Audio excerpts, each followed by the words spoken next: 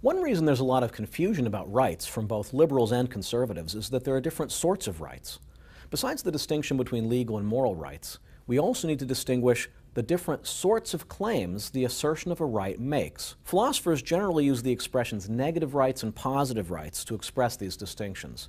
Now, there's nothing evaluative about these terms. It's not negative in a bad way. These are precise terms that philosophers use to make an important distinction. So let's see if we can explore it. Consider this claim. I have the right to go to the store and get a lottery ticket. Let's begin with what this doesn't mean. First of all, it doesn't mean I have an obligation to buy a lottery ticket. It's up to me. No one should be forcing me to buy one, but also no one should be forcing me not to buy one. Second of all, it doesn't mean that the store clerk has any obligation to give me one. I'll have to pay for it, which is shorthand for making a trade. This works whether we're talking about lottery tickets, milk, potato chips, coffee, beef.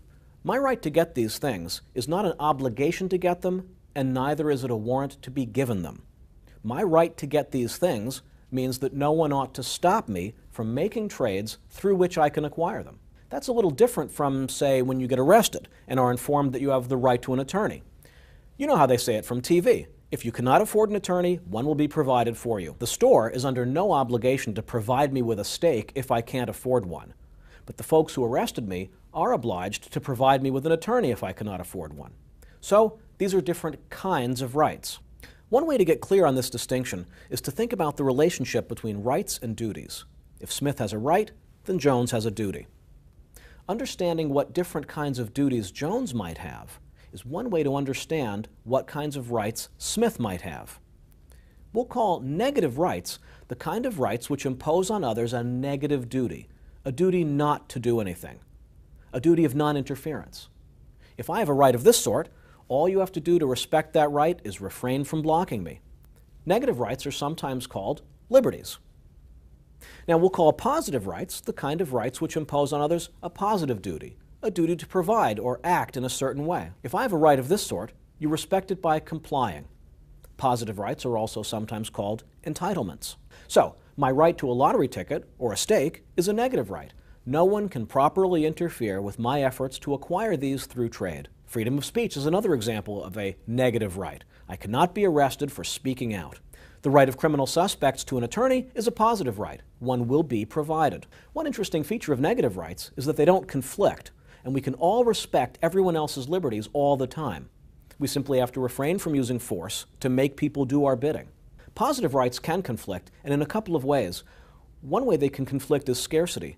If there are 10 public defenders and 100 people get arrested, they can't all have their right to an attorney satisfied equally.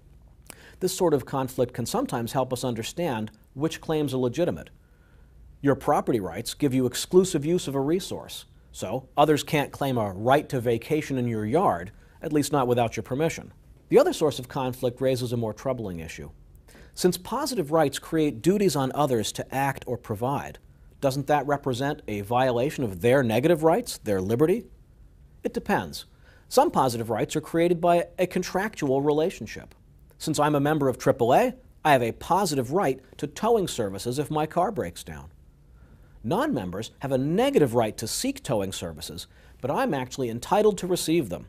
That doesn't violate anyone's negative rights, though, because the relationship is entirely consensual and defined by a contract. If I claimed I had a positive right to a steak, someone would have an obligation to give me one, not as a trade, but as a non-consensual service.